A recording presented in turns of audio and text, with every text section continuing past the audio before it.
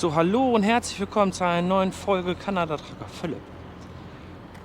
Ich bin schon wieder unterwegs, aber diesmal bin ich nicht in West Garner, diese Woche bin ich ich habe hier angehalten in Newport in Maine und ich bin auf dem Weg nach New Jersey, habe jetzt noch 680 Kilometer vor mir,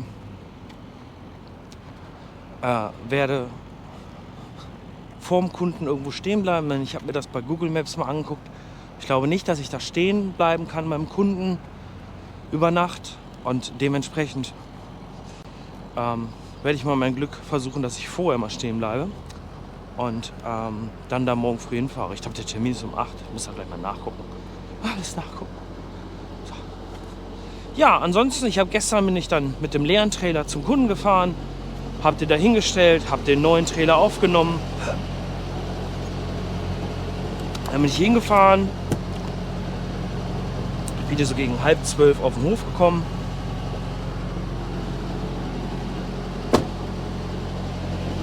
Und werde gleich losfahren. Das Wetter ist schön, es riecht nach Frühling. Ich glaube, jetzt ist der Winter vorbei. Ich habe mir eben die Temperaturen angeguckt fürs Wochenende und es wird zwar nachts noch kalt, aber tagsüber werden es so 10, 12 Grad in Prince Edward Island. Ein bisschen windig wird es, aber es sieht so nach Frühling aus. So. Und hier sind es jetzt so, was schätze ich, 7, 8 Grad plus. Ist schön, also die Sonne ist auch wieder kräftig. Also man fühlt, dass es Frühling wird. Ne? Das ist schön. So. Das Komische ist, schon wieder so ein Akkuproblem. Gestern habe ich den Akku reingemacht, der hatte 100% gehabt. Und dann habe ich den auch nicht mehr benutzt, weil ich fange jetzt erst an zu filmen. Dann habe ich gerade die Kamera angemacht und denke so 19%, das ist aber wenig. Jetzt ist er hochgegangen auf 65%. Warum ist das so? Guck mal, schwarzer Schnee. Schwarzer Schnee. Da auch. Schwarzer Schnee.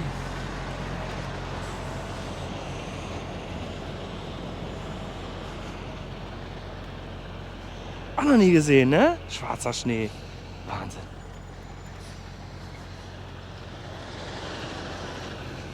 Auch letzte Woche beim letzten Video bin ich ja durch dieses Unwetter da gefahren. Und da war dann zwischen Fredericton und Moncton, lagen 20 cm Schnee. Gestern bin ich dahergekommen, da war nichts mehr. Außer am Rand, ne? So wie hier, so am Rand. Da liegt dann was. Aber es war echt der Hammer. So, okay, ich würde sagen, ich wünsche euch viel Spaß beim Video. Talk steht für Teilen, Abonnieren, Liken, Kommentieren. Facebook, Kanada-Tracker Philipp. Drückt mal die Glocke, es kostet nach Diesel, genau. Was ist denn heute los? Da voll ein Sprachfehler. Riecht nach Diesel und kostet nichts, ne? Oder kostet nichts und riecht nach Diesel. Je nachdem, wie ihr es haben wollt. Ich hätte jetzt hier den kleinen Bomber hier fertig machen.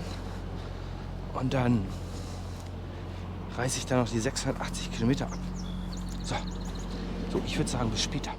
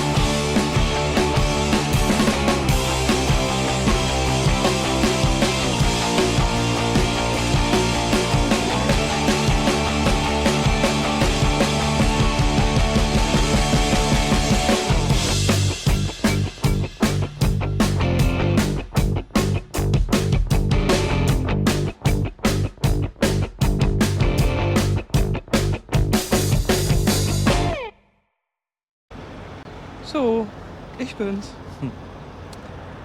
Ja. Dann hat's Wumm gemacht auf dem Highway. Oh, ich habe eine Panne. Mir ist mein Radbremszylinder mal in den Ohren geflogen. Der zweite dieses Jahr. Erst der zweite. So, da hier steht auch einer. Der hat wahrscheinlich auch eine Panne, wegen dem Warndreieck. Der steht aber schon länger als ich hier.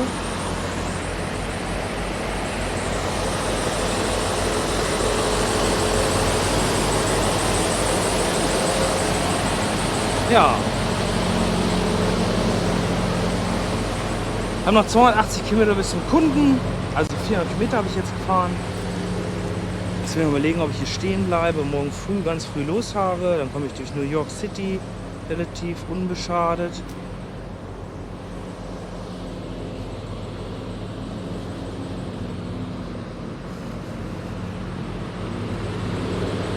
Mal schauen, ich weiß nicht. Ich habe schon mal eine Rückladung bekommen eben.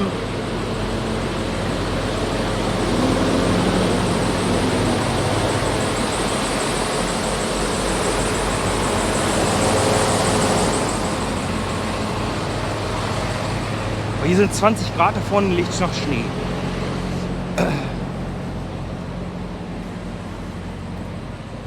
Ja, sehen kann man jetzt eh nichts. Ich habe ja die Luft vom Trailer habe ich geschlossen mit dem Ventil. Die waren eben schon da. Also ich stehe hier seit 1,5 Stunden und vor einer halben Stunde waren 2 Typen da. Oh, ich habe nicht gedacht, dass... Ja, der rief an. Ja, hier. Ich soll dann deinen Trailer reparieren. Ich sag, ja. Ja, was fährst du denn? Ich sag, ich fahre einen weißen Cascadia. Wo stehst du denn? Ich sag, da und da und da. Ja. Auf dem PKW-Parkplatz oder auf dem LKW-Parkplatz? Auf dem LKW-Parkplatz. Ja, okay. Mach mal die Haube auf. Warum? Weil ich dich sonst nicht finde. Das ist hier nicht groß, ne? Also, da stehen 2.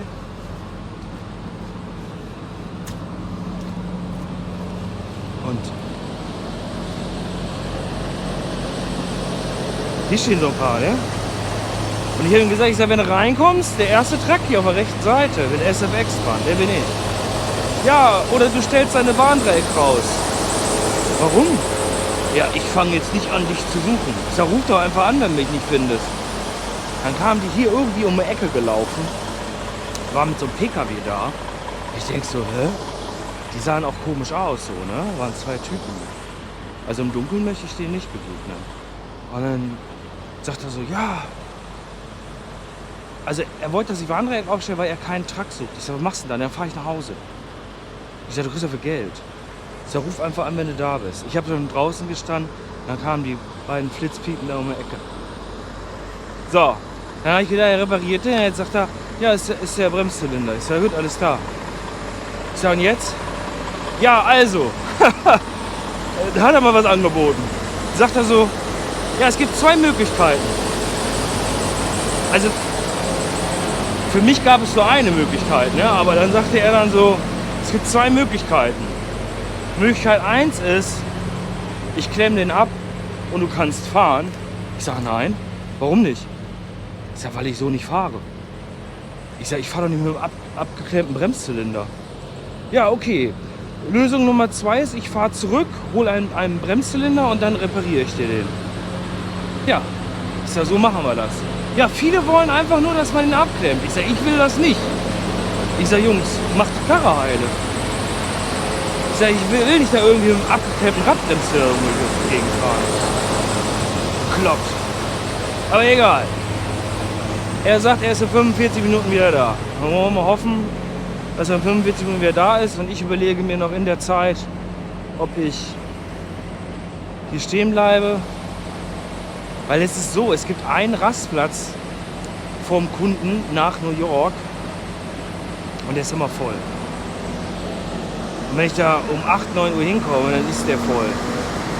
Und der Job, ach ja, mein neuer Job ist, ich muss in die Nähe von Toronto und habe ich irgendwie Mittwochabend um 9 Uhr einen Aussaattermin. Ich verstehe gar nicht, warum so spät. Wenn ich da morgen früh ausgeladen bin und ich lade, dann bin ich Dienstagabend, also nicht Mittwochabend, sondern Dienstagabend wieder zurück. Deshalb mache ich das jetzt so. Wahrscheinlich bleibe ich hier stehen, fahre morgen früh um 4 Uhr los. Dann bin ich da um 8. Dann liefere ich da an, dann nehme ich die andere Ladung auf und dann laufen mir die Stunden aus, um an eine Grenze zu kommen. Und dann fahre ich da Mittwochmorgen hin und dann habe ich noch Zeit, den Disponenten anzurufen und zu fragen, was jetzt abgeht. Ich glaube, das mache ich so. Gut, dann würde ich sagen, gucken wir mal, wann die mit dem Ersatzteil vorbeikommen.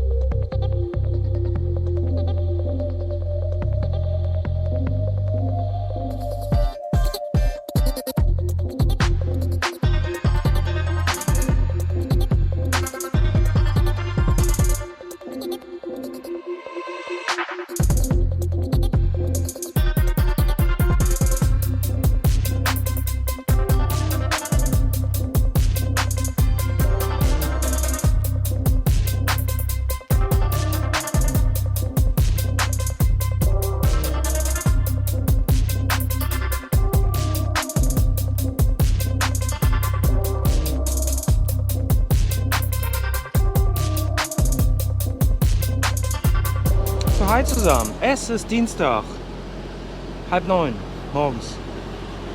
Ich stehe immer noch.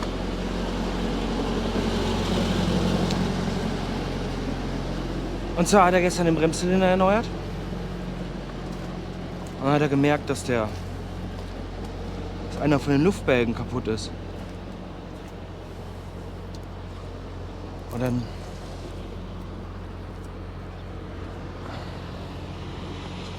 hat der einen Luftbalg abgeklemmt und hat gesagt, ich könnte weiterfahren. Dann habe ich gesagt, ich fahre nicht weiter. Ich sagte, das sind 41.000 Pfund Pommes hinten drauf. Und ich fahre nicht mit 3 Luftbälgen, wenn ich 4 haben muss. Ich sag, der Trailerhersteller würde auch nur 3 einbauen, Luftbälge, wenn wir nur 3 brauchen. Und dann sagt er so zu mir, ich kann dir jetzt gerade heute nicht mehr helfen. Ich sag, weißt du was? Ich suche mir einen anderen. Ja. Dann habe ich einen Anruf bekommen, habe eine Stunde telefoniert mit einem Kumpel. Und dann habe ich aufgelegt und wollte dann meinen Disponenten anrufen, dass ich halt nicht da sein kann in die Zeit. Also ich müsste ja jetzt seit einer halben Stunde da sein. 270 Kilometer weit weg. Und dann habe ich schon eine Nachricht auf meinem Logbook gehabt, ne? Da hat ein Disponent geschrieben, dein Trailer ist noch nicht repariert, du musst da jetzt stehen bleiben. Und der wird morgen früh repariert. Ah, okay, alles klar. Ruf mal morgen früh um 8 Uhr im Büro an. Alles klar. Ich habe morgen um 8 Uhr im Büro angerufen, habe den Menschen am Telefon gehabt, die Person am Telefon gehabt, die dafür zuständig ist, dass solche Trailer dann auch repariert werden oder wenn du halt eine Panne hast, dass sich darum gekümmert wird, dass es wieder heile gemacht wird. Und der sagte zu mir, ich habe heute Morgen schon mit dem Mechaniker von gestern gesprochen. Ich sage, ja und? Ja, der kommt gleich vorbei. Ich sage, den schickst du wieder? Ja, den schicke ich gleich vorbei. Und der reparierte dann den Luftbalg. Ja, okay. Dann mach das, sag ich. Ich halte von dem nichts, von dem Typen. Also ich habe ja eben gesagt, ne, als er um die Ecke kam, habe ich schon gedacht, oh Gott. Und der lag hier unterm Trailer, der schrie nur fuck, fuck, fuck und all so ein Scheiß. Und der war auch ziemlich frech zu mir. Und ich will es nicht sagen, aber ich glaube, der roch nach Alkohol. Ne? Weil er hat mich einen Fahrer dabei gehabt. Hatte wahrscheinlich auch Gründe, warum der Fahrer dabei war. Der Fahrer, der hat mich nichts repariert. Der hat auch saubere Finger gehabt. Das war also kein Mechaniker. Aber egal. Er wollte ja gestern schon versuchen, mich davon zu überzeugen, dass es auch in Ordnung ist, wenn ein Bremszylinder abgeklemmt ist. Ne? So, dass man damit fährt. Habe ich ja Nein gesagt. Und genauso gut war das auch gestern mit dem, als der Luftbalg Ja, kannst jetzt fahren, die Luftbalg ist abgeklemmt. Ich sage, nee, ich fahre nicht so. Mach ich nicht. Stell dir vor, da passiert was. Wer kriegt denn einen auf dem Arsch? Ich. Ich kriege einen auf dem Arsch, wenn da was passiert. Der ist doch egal. Der kann dann da sagen, ja, habe ich so gemacht, weil er das wollte oder wie auch immer. Mache ich nicht. Fahr nicht so. Ist mir egal. Dann lasse ich mir das lieber hier bezahlen, hier die Warterei, und damit ist es gut, weil ich sehe das nicht ein. Ich hoffe, der Typ kommt gleich. Also er konnte gestern, also der Typ, der kam mit einem PKW an. Der hatte doch nicht mal einen Bremszylinder dabei. Normalerweise geht hier am Tag an jedem 3. Truck oder 5. Truck geht ein Bremszylinder kaputt. So. Also ich hatte, glaube ich, dieses Jahr was mein 2. und ich glaube letztes Jahr hatte ich weiß es nicht mehr. Also so ein Bremszylinder ist so ein Teil, was ganz oft kaputt geht. Das ist genauso gut, als wenn jetzt jemand Glühbirnen im Auto hat, weil die irgendwann kaputt gehen. Ersatzglühbirnen, ne? Das meine ich. Nicht hier Glühbirnen da eine Leuchte, sondern Ersatzglühbirnen. Das ist das Gleiche. Man hat das halt dabei. Da hat er das geholt und dann konnte er den Luftbalg nicht holen, weil der Laden zu hat. Das heißt, der hat überhaupt kein Lager, der hat nichts. Das ist ein Ein-Mann-Betrieb. Das ist ja nicht schlimm, wenn man ein Mann-Betrieb ist. Aber dann soll man doch wenigstens mal irgendwie das so machen, dass man da... Egal. Ich bin gerade so ein bisschen nicht gut drauf. Aber gut.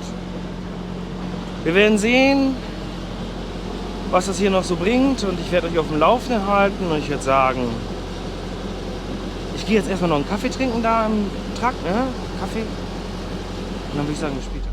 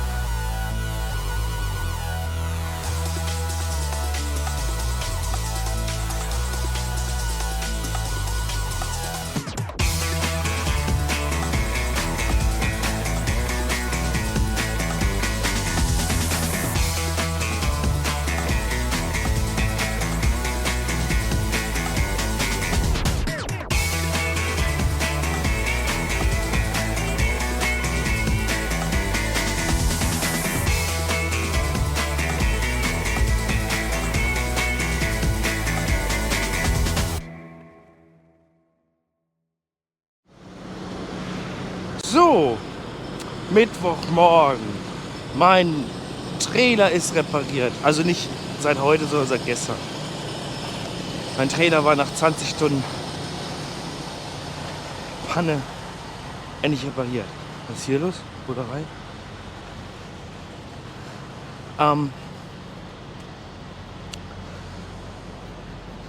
Ja, wo bin ich? Ich bin durch New York City durch auf der linken Seite. Ich bin 20 Kilometer vom Kunden hier an der Raststätte. Es ist 6:45, ich werde gleich losfahren. Warum habe ich mich hier hingestellt? Weil der Kunde gestern ab 2 Uhr geschlossen hatte. Das heißt, ich konnte gestern nicht anliefern. Heißt also, ich komme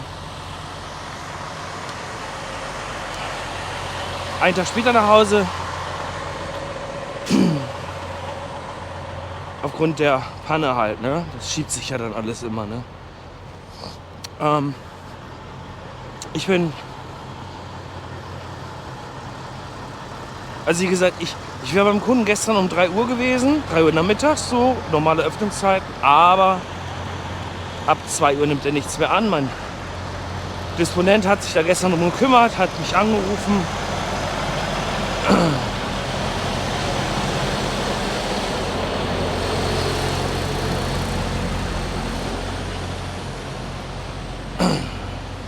Schön weit weg. Frühsport. Und dann hat er gesagt, er ruft, also er hat mich angerufen, hat gesagt, ich rufe da mal an, ob die dich noch ausladen nach 2 Uhr. Und dann rief er dann an und sagt, ja, tut mir leid, die laden dich heute nicht mehr aus. Ist ja gut, alles klar. Dann ist das so. Und dann habe ich mich dann gestern Nachmittag hier um 3 Uhr hingestellt und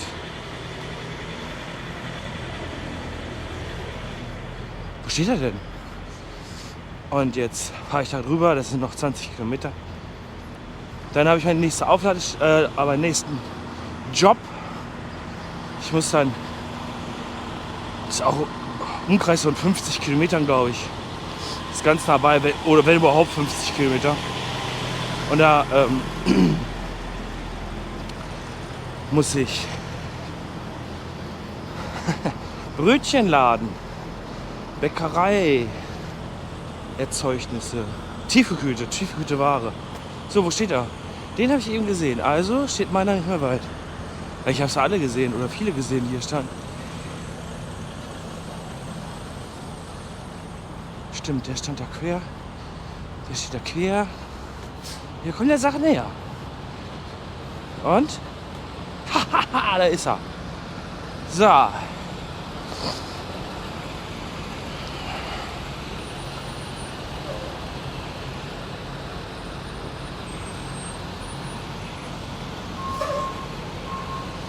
Ja, ich würde sagen, ich wünsche euch viel Spaß beim Zuschauen. Es ist ein bisschen mehr gelabert diese Woche, aber man muss die Dinge halt so nehmen, wie sie sind, ne? Und wenn das halt eine Panne gibt, die so chaotisch voneinander ging, also irgendwas ist da, genau, das kann ich ja sagen, irgendwas ist da anders gelaufen als sonst. Der Typ hat ja, wie gesagt, erst den Bremsschläger gewechselt, dann hat er den Luftbike gewechselt, dann hat er sich bei mir 1000-mal entschuldigt gestern. Also er hat mir die Hand gegeben, hat mir viel Glück gewünscht und so. Und die kriegte ich gar nicht mehr los natürlich. Ich wollte einfach nur, dass der geht, weil der mir ja nicht gerade sympathisch war. Und kennt ihr das denn, wenn ihr manche Leute nicht sehen wollt und dann kommen die immer wieder und dann denkst du, oh, geh. Und das war so einer gestern. Und dann lachte er und dann sahst du halt, okay, er hat keine Zähne mehr gehabt. Der war 10 Jahre jünger als ich oder 15, aber er hatte keine Zähne mehr. Und hast die schwarzen Wurzeln überall. Dann denke ich so, geh jetzt weg. Und ja, wo ich denn herkommen würde, ja, aus Deutschland. Ja, dein Disponent hat gesagt, du bist Russe. Ich sage, nein, ich bin Deutscher. Und all sowas. Und dann habe ich gesagt, ich muss jetzt los. Ich muss jetzt Jalla machen. Jalla machen. Und dann gab er mir die Hand und ließ die Hand nicht mehr los und so. Und irgendwas ist da im Busch, dass da, weil ich habe dann gestern noch vom Büro noch einen Bericht gekriegt, per E-Mail, den soll ich doch bitte ausfüllen, einen Vorfallsbericht, wie so ein Unfallbericht. Ich muss da gleich mal anrufen, was es ist. Weil das ist eine Panne. Also irgendwas ist da nicht ganz richtig gelaufen gestern. Aber wie gesagt, wir werden es wissen. Wir werden es rausfinden. Wir werden schauen, was es noch gibt. So, ich wünsche euch viel Spaß beim Zuschauen. Talk steht für Teilen, Abonnieren, Liken, Kommentieren. Facebook, Kanada Trucker Philipp. Dann drückt er die Glocke, denn es kostet nichts, es riecht nach Diesel. Und ich würde sagen, dies ist das Donnerstagsvideo. Das werde ich nachher zurechtschneiden, gerade gleich beim Kunden. Dann werde ich das uploaden. Dann habt ihr morgen ein tolles Video. So, bis dahin. Donnerstagsvideo? Ja, ist Donnerstagsvideo. Und dann komme ich am Sonntag wieder mit dem Sonntagsvideo. Bis dann, tschüss.